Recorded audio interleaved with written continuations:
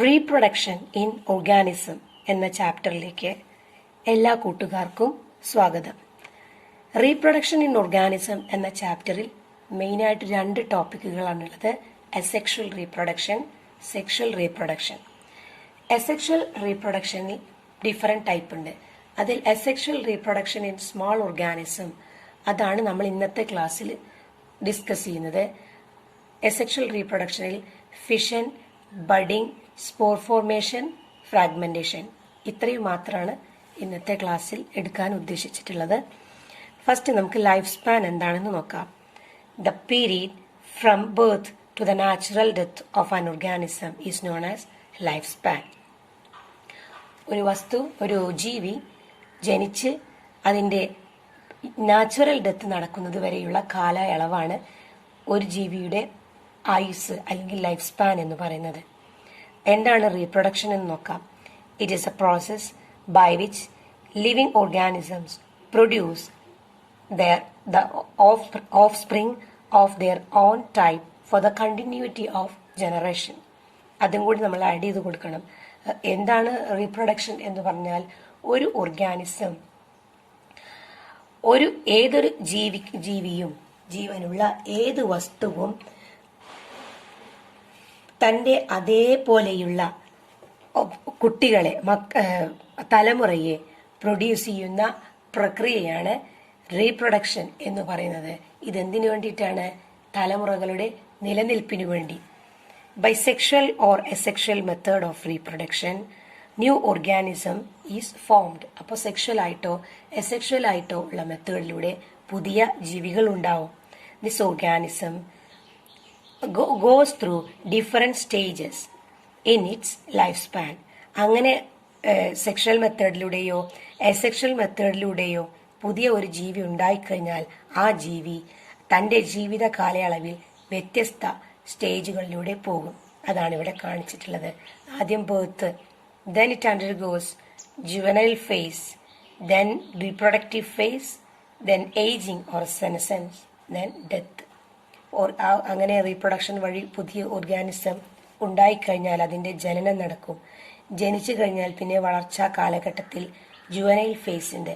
Juvenile face എന്ന് പറഞ്ഞാൽ reproductive organs ഒന്നും മെച്യൂർ ആവാത്ത സ്റ്റേജാണ്. റീപ്രൊഡക്റ്റീവ് ഫേസ് എന്ന് പറഞ്ഞാൽ organism is ready to produce its young ones. അവിടെ അതിൻ്റെ റീപ്രൊഡക്റ്റീവ് ഓർഗൻസ് എല്ലാം മെച്യൂർ ആയി കഴിഞ്ഞു. റീപ്രൊഡക്റ്റീവ് ഫേസ് കഴിഞ്ഞാൽ ഏജിങ് ആണ്. അത് പ്ലാന്റ്സിലാവുമ്പോൾ നമ്മൾ സെനസെൻസ് എന്ന ടേമാണ് പറയുന്നത്. ഏജിങ്ങിനെ തുടർന്നാണ് ഓർഗാനിസത്തിന്റെ നാച്ചുറൽ ഡെത്ത് നടക്കുന്നത്. How much time would be taken for all these phases, അതും ആണ് ലൈഫ് സ്പാൻ എന്ന് പറയുന്നത്. ഒരു ഓർഗാനിസം ഈ ഘട്ടങ്ങളിലൂടെയെല്ലാം കടന്നു പോകുവാൻ എത്ര സമയം എടുക്കുന്നുണ്ട്, അതാണ് life span. The life span is different for different organisms. ഓരോ ഓർഗാനിസത്തിനും ഈ ലൈഫ് സ്പാൻ വ്യത്യസ്തമായിരിക്കും. Some of them are given below. The shortest life span is of mayfly, അല്ലെങ്കിൽ നമ്മളെ ഈച്ച എന്ന് പറയാം. 24 hours ആണ്, അല്ലെങ്കിൽ 1 day. അതുകൊണ്ട് തന്നെ 1 day ഇൻസെക്ട് എന്ന് വിളിക്കുന്നത് മെയ് ഫ്ലൈനെയാണ്. ഒരു നീറ്റ് എക്സാമിന് വന്ന ക്വസ്റ്റ്യൻ ആണിത്. ടോർട്ടോയ്സിന്റെ ലൈഫ് സ്പാൻ 300 to 400 years ആണ്. ടോർട്ടോയ്സിനാണ് ലോങ്സ്റ്റ് ലൈഫ് സ്പാൻ എന്ന് പറയാം. ബോർഹെഡ് വെയിൽ ഉണ്ട്, അതിനും ഒരുപാട് ആയുസ് ഉണ്ട്, 150 to 200 years. പിന്നെ പാരറ്റിന് 140 years ആണ്. എന്നാൽ ഒരു കാക്ക നോക്കിയാൽ ആകെ 15 വർഷമായിരിക്കും കാക്കയുടെ ലൈഫ് സ്പാൻ. ടെക്സ്റ്റ് ബുക്കിൽ കുറേ ജീവികളെ ലൈഫ് സ്പാൻ തന്നിട്ടുണ്ട്. ചിലതൊക്കെ നിങ്ങളോട് കണ്ടെത്താൻ പറഞ്ഞിട്ടുണ്ട്. ഗൂഗിൾ ചെയ്ത് കണ്ടെത്തിയത് ഫില്ല് ചെയ്യാം. There are many plants which shows a lifespan of 1000 years. പ്ലാന്റ്സിനാവുമ്പോൾ ഒരുപാട് ലൈഫ് സ്പാൻ വരുന്നുണ്ട്. Example banyan tree, eucalyptus, etcetera. Okay, now we are moving to types of reproduction. ആദ്യമേ നമ്മൾ പറഞ്ഞു കഴിഞ്ഞു അസെക്ഷൽ ഉണ്ട്, സെക്ഷൽ ഉണ്ട്. അസെക്ഷൽ റീപ്രൊഡക്ഷന്റെ ക്യാരക്ടറിസ്റ്റിക്സ് എന്തൊക്കെയാണെന്ന് നോക്കാം. Only one parent involve in this type of reproduction. No fusion of gametes, only mitotic division. Clones are formed. Mitotic ഡിവിഷനും meiotic ഡിവിഷനും എന്താണെന്ന് നമുക്കറിയണം. മൈറ്റോസിസ് എന്ന് പറഞ്ഞിട്ടുണ്ടെങ്കിൽ സൊമാറ്റിക് സെൽസ് ിലുള്ള സെൽ ഡിവിഷനാണ് മൈറ്റോസിസ്. മൈറ്റോസിസ് വഴി പാരന്റൽ ക്രോമസോം എത്രയുണ്ടോ അത്രയും തന്നെ പ്രോജനിക്കും ഉണ്ടാവും. ഓഫ് സ്പ്രിങ്ങിലും അതേ നമ്പർ ഓഫ് ക്രോമസോം ഉണ്ടാവും. റിഡക്ഷൻ നടക്കുന്നില്ല. അതുപോലെ മൈറ്റോസിസ് ഡിവിഷൻ വഴി ക്ലോൺസ് ആർ ഫോംഡ്. ക്ലോൺസ് എന്ന് പറഞ്ഞാൽ morphologically and genetically identical to the parent ആണ്. എല്ലാ തരത്തിലും രക്ഷിതാവിനോട് സിമിലാരിറ്റി ഉള്ളതായിരിക്കും ഈ ക്ലോൺസ്. ഇത്രയുമാണ് asexual reproduction. Only one parent involve, no fusion of gametes, only mitotic division, clones are formed. Sexual reproduction കുറച്ചും കൂടി കോംപ്ലിക്കേറ്റഡ് ആണ്. ഇവിടെ 2 parents are involve. Formation of ഇവിടെ formation and fusion of gametes take place. Both meiosis and mitosis takes place. ഈ ഗമീറ്റ്സിൽ reproductive ഓർഗൻസിൽ നിന്നാണ് gametes ഉണ്ടാകുന്നത്. അപ്പൊ അവിടെ നടക്കുന്ന ആദ്യത്തെ ഡിവിഷൻ മിയോസിസ് ആണ്. റിഡക്ഷൻ നടക്കും. ക്രോമസോം പാരന്റൽ ക്രോമസോം എത്രയാണോ അതിന്റെ പകുതിയായിട്ട് ഡോട്ടർ ക്രോമസോമിൽ ഉണ്ടാവും, ഗമീറ്റ്സിൽ ഉണ്ടാവും. പിന്നീട് അവിടെ അധികം അതുപോലുള്ള നിരവധി ഒരേ ക്രോമസോം സംഖ്യയുള്ള നിരവധി ഗമീറ്റ്സുകൾ ഉണ്ടാക്കും. അപ്പൊ അവിടെ അതിനു വേണ്ടി എന്ത് നടക്കണം? പാരന്റിന്റെ അതേ ക്രോമസോം നമ്പർ ഉണ്ടാവണമെങ്കിൽ അവിടെ മൈറ്റോസിസ് നടക്കണം. അപ്പൊ ആദ്യം മിയോസിസ് നടന്നിട്ട് ക്രോമസോം നമ്പർ പകുതിയാവും. എന്നിട്ട് ആ പകുതി ക്രോമസോം നമ്പറുള്ള കുറെ എണ്ണത്തിനെ റീപ്രൊഡ്യൂസ് ചെയ്യാൻ ഫോട്ടോകോപ്പി എടുക്കാൻ വേണ്ടിയിട്ട് മൈറ്റോസിസ് നടക്കും. അപ്പോൾ സെക്ഷൽ റീപ്രൊഡക്ഷനിൽ മൈറ്റോസിസ് നടക്കും, മിയോസിസ് നടക്കും. പിന്നെ അടുത്തത് both mitosis and meiosis takes place. പിന്നെ recombination and variation takes place. 2 വ്യത്യസ്ത പാരന്റ്സിന്റെ ഗമീറ്റ്സ് നമ്മൾ ഫ്യൂസ് ചെയ്തിട്ടാണ് സൈഗോട്ട് ഉണ്ടാകുന്നത്. അതുകൊണ്ട് തന്നെ ആ വ്യത്യസ്ത പാരന്റ്സിൽ നിന്നുള്ള ക്രോമസോംസ് തമ്മിൽ റീകോമ്പിനേഷൻ നടക്കാം, കൂടിക്കലരാം. എന്നിട്ട് പുതിയ പ്രോജനി ആയിരിക്കും ഉണ്ടാവുക. ചിലപ്പോൾ അച്ഛന്റെയും അമ്മയുടെയും രൂപത്തിൽ നിന്നും സ്വഭാവത്തിൽ നിന്നൊക്കെ വ്യത്യസ്തമായ മക്കളുണ്ടാവാം. അവിടെ വേരിയേഷൻ നടക്കും. അപ്പൊ അതിനൊക്കെ സാധ്യത ഉള്ളത് സെക്ഷൽ റീപ്രൊഡക്ഷനിലാണ്. Asexual reproduction only clones are produced. എന്താണോ പാരന്റ് എക്സാക്ട് അതിന്റെ ഫോട്ടോ കോപ്പി ആയിരിക്കും അസെക്ഷൽ റീപ്രൊഡക്ഷനിൽ നടക്കുക. നമുക്ക് various methods of asexual reproduction ഏതൊക്കെയാണ് എന്ന് നോക്കാം. Various methods of asexual reproduction. ആദ്യത്തേത് fission. Fission means splitting. Based on the number of daughter cells produced from fission, it is divided into 2. Fission തന്നെ 2 type ഉണ്ട്. ഒന്ന് ബൈനറി ഫിഷൻ. എന്താണ് binary fission? Parent cells divide to form 2 daughter cells. Example amoeba, paramecium etcetera. അമീബിയയിലും പാരമീഷ്യത്തിലൊക്കെ parent cells divide ചെയ്ത് 2 daughter cell അങ്ങനെയായി മാറും. അതുകൊണ്ടാണ് അതിന് ബൈനറി ഫിഷൻ എന്ന് പറയുന്നത്. ഇതിൽ വേറൊരു പ്രത്യേകത കൂടി നോട്ട് ചെയ്യേണ്ടത്,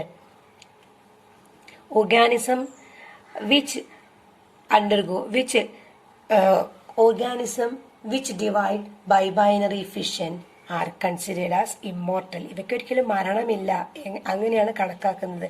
വൈറസുകളൊക്കെ ഇത്രത്തോളം അപകടകാരികളായി മാറുന്നതും ഇതാണ് ഒരു കാരണം. ഇപ്പം ഇവിടെ നോക്കിയേക്കൂ, ഒരു അമീബ അത് ന്യൂക്ലിയസ് ഡിവൈഡ് ചെയ്ത് 2 എണ്ണമായി മാറി. എന്നിട്ട് ഈ ഡോട്ടർ സെല്ലിനെ മാത്രം ഇവിടെ എൻലാർജ് ചെയ്ത് കാണിച്ചു, ഇതും 2 എണ്ണമായി മാറി. അതുപോലെ ഈ ഇതും 2 എണ്ണമായിട്ടുണ്ടാവും. അങ്ങനെയാണ് ഒരിക്കലും മരണമില്ല എന്ന് പറയാം. പിന്നെ മൾട്ടിപ്പിൾ ഫിഷൻ ആണ്. 2 ടൈപ്പ് ഫിഷൻ പറഞ്ഞില്ലേ. ഒന്ന് ബൈനറി ഫിഷൻ, ന്യൂക്ലിയസ് 2 എണ്ണമായി മാറി 2 ഡോട്ടർ സെൽസ് ഉണ്ടാവും. Multiple fission, 1 parent cell divide to produce many daughter cells. First nuclear division takes place. അപ്പോൾ ഇതിപ്പോൾ ഒരു പാരന്റ് സെൽ, സിമ്പിൾ ഫിഷൻ നോക്കിയേക്കോ, ഇതൊരു പാരന്റ് സെൽ. ന്യൂക്ലിയസ് ഡിവൈഡ് ചെയ്ത് കുറേ ന്യൂക്ലിയസ് ആയി മാറും. പിന്നെ ആ ന്യൂക്ലിയസിൽ first nuclear division takes place. Second point, each nuclear is surrounded by cytoplasm. കണ്ടില്ലേ, ഓരോ ന്യൂക്ലിയസിന് ചുറ്റും സൈറ്റോപ്ലാസം വന്ന് പൊതിയും. Then the parent cell ruptures. എന്നിട്ട് ഈ പാരന്റ് സെൽ ആണ് പൊട്ടും. റിലീസിങ് മെനി ഡോട്ടർ സെൽസ്, ഒരുപാട് ഡോട്ടർ സെൽസിൽ അങ്ങനെ റിലീസ് ചെയ്യും. Example plasmodium, the malarial parasite. ഇനി അടുത്ത asexual reproduction by budding. Bud is a tiny buds. What are bud? Bud is a tiny growth which is produced on the parent body. പാരന്റിന്റെ ബോഡിയിൽ ഉണ്ടാവുന്ന ഒരു ചെറിയ വളർച്ചയാണ് ബഡ് എന്ന് പറയുന്നത്. ഈ buds are of two types based on the origin. അകത്തുണ്ടാവും, പുറത്തുണ്ടാവും. ബഡ്സ് പുറത്താണ് ഉണ്ടാവുന്നതെങ്കിൽ അതിന് എക്സോജീനസ് എന്ന് പറയും. ബഡ്സ് ഉള്ളിലാണെങ്കിൽ, പാരന്റിന്റെ ബോഡിക്ക് ഉള്ളിലാണെങ്കിൽ എൻഡോജീനസ് എന്നും പറയും. Exogenous buds are produced on the outer side of the parent body. അതിനുദാഹരണമാണ് നമ്മുടെ ഈസ്റ്റ് സെൽ. ഈസ്റ്റ് സെല്ലിന്റെ പുറം ഭാഗത്തായിട്ടാണ് ബഡ്സ് ഉണ്ടാവുക. ഇനി ഇത് ഹൈഡ്രയിലും ബഡ്സ് ആർ പ്രൊഡ്യൂസ്ഡ് എക്സോജീനസ്ലി. ഇതിലും പുറത്താണ് ഉണ്ടാവുന്നത്. ഈ ഹൈഡ്രയുടെ ലിറ്റിൽ ഹൈഡ്ര പാകത്തിന് അതിന്റെ സ്വന്തമായിട്ടുള്ള ജീവിക്കാൻ പാകമായി കഴിഞ്ഞാൽ പാരന്റൽ ബോഡിയിൽ നിന്ന് ഡിറ്റാച്ച് ചെയ്ത് ഒരു സബ്സ്ട്രേറ്റം കണ്ടെത്തി. അടുത്തത് എൻഡോജീനസ് ബഡ്സ് ആണ്. Buds are produced inside the body. Example spongilla. Spongilla എന്ന് പറയുന്നത് ഒരു ഫ്രഷ് വാട്ടർ സ്പോഞ്ച് ആണ്. The endogenous buds are called gemmules. ഇതിന്റെ ഈ ഉള്ളിലുണ്ടാകുന്ന ഈ ബഡ്സിനെ പറയുന്ന പേര് ജെമ്യൂൾസ് എന്നാണ്.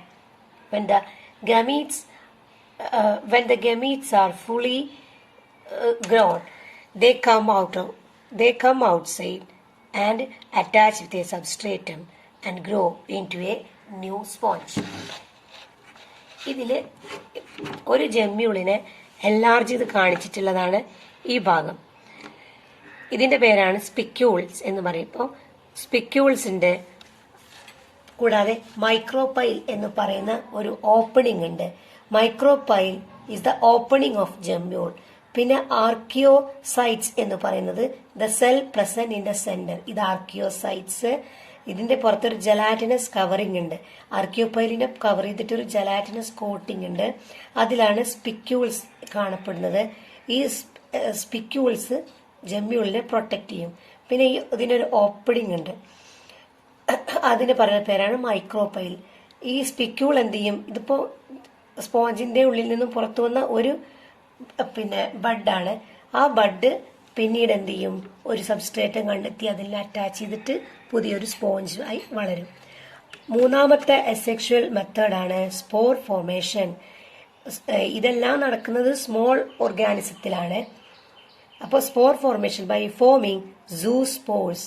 സൂസ്പോർസ് എന്നതിന് പേര് വരാൻ കാരണം ദീസ് സ്പോർസ് ആർ മോട്ടൈൽ. ചലിക്കുന്ന സ്പോറുകൾ ആയതുകൊണ്ടാണ് ഇവയ്ക്ക് സൂസ്പോർസ് എന്ന് പറയുന്നത്. Spores are biflagellate. They are able to freely swim in water. അതുകൊണ്ടാണ് ഇവയെ പറയുന്നത് സൂസ്പോർസ് എന്ന്. Example chlamydomonas. ഇനി ഈ by formation of spore formation രണ്ട് ടൈപ്പ് ഉണ്ട്. Forming zoospores. സൂസ്പോർസ് എന്ന് പറഞ്ഞാൽ മോട്ടൈൽ സ്പോർസ് ആണ്. ഇനി മോട്ടൈൽ അല്ലാത്ത സ്പോർസ് ഉണ്ട്. അതാണ് by forming conidia. Conidia formation നടക്കുന്നത് പെനിസിലിയം അതിലാണ്. പെനിസിലിയം എന്ന് പറയുന്നത് ഒരു ഫംഗസ് ആണ്. The spores of penicillium are non motile. ഇപ്പൊ ഒരു പെനിസിലിയത്തിന്റെ സ്ട്രക്ചർ ആണെങ്കിൽ അതിൽ ചെയിൻ പോലെയായിട്ടാണ്. They are produced in chains. അതാണ് ഈ സ്പോർസിന്റെ കൊണീഡിയയുടെ ഒരു പ്രത്യേകത. They are produced in chains. പിന്നെ അടുത്ത നാലാമത്തെ മെത്തേഡാണ് asexual reproduction. Example spirogyra. Spirogyra എന്ന് പറയുന്നത് ഒരു ഫിലമെന്റസ് ആൽഗയാണ്. അതുപോലെ അനിമൽസിലാണെങ്കിൽ പ്ലനേറിയ. പ്ലനേറിയയിൽ ഫ്രാഗ്മെന്റേഷൻ ഇൻ ആനിമൽസ്, അതിനൊരു എക്സാമ്പിൾ ആണ് പ്ലനേറിയ. ഫ്രാഗ്മെന്റേഷൻ എന്ന് പറഞ്ഞാൽ means the breaking down into pieces. Fragmentation എന്ന് പറഞ്ഞാൽ പീസുകളായിട്ട് കട്ട് ചെയ്യുക. അതിനാണ് ഫ്രാഗ്മെന്റേഷൻ എന്ന് പറയുന്നത്. ഇപ്പൊ ഇത് സ്പൈറോഗൈറ എന്ന് പറയുന്ന ഫിലമെന്റസ് ആൽഗയാണ്. ഇതിന്റെ ബോഡി ഒരുപാട് കഷ്ണങ്ങളായിട്ട് ബ്രേക്ക് ചെയ്യും. പിന്നീട് ആ കഷ്ണങ്ങളെല്ലാം പുതിയ ഓരോ സ്പൈറോഗൈറായിട്ട് വളരും. ഇത് പ്ലനേറിയയുടെ ബോഡിയാണ്. പ്ലനേറിയയിൽ അനിമൽസിലുള്ള ഫ്രാഗ്മെന്റേഷൻ എക്സാമ്പിൾ ചോദിച്ചാൽ പ്ലനേറിയാണ്. പ്ലനേറിയയുടെ ബോഡി വ്യത്യസ്ത ഭാഗങ്ങളായിട്ട് കട്ടാകും. പിന്നീട് ആ ഓരോ പീസും എന്ത് ചെയ്യും? പുതിയൊരു പ്ലനേറിയൽ ബോഡിയായിട്ട് എൻലാർജ് ചെയ്ത് വളരും. അപ്പോൾ ഇന്നത്തെ ടോപ്പിക് നമ്മളാകെ ഇന്ന് പഠിച്ചത് life span, reproduction, life span of various organisms. ഇവിടെ ടെക്സ്റ്റ് ബുക്കിലുള്ളത് നിങ്ങൾ ശ്രദ്ധിക്കണം ആ പേജ്. പിന്നെ റീപ്രൊഡക്ഷൻ ഡിഫറെന്റ് ടൈപ്സ്. അതിൽ അസെക്ഷൽ റീപ്രൊഡക്ഷൻ ഉണ്ട്, സെക്ഷൽ റീപ്രൊഡക്ഷൻ ഉണ്ട്. Asexual reproduction in small organism ആണ് നമ്മൾ നോക്കിയത്. Fission, budding, spore formation and fragmentation. നോട്ടുകൾ എഴുതിയെടുക്കുക, നോട്ടുകൾ കീപ്പ് ചെയ്യുക, നന്നായിട്ട് പഠിക്കുക.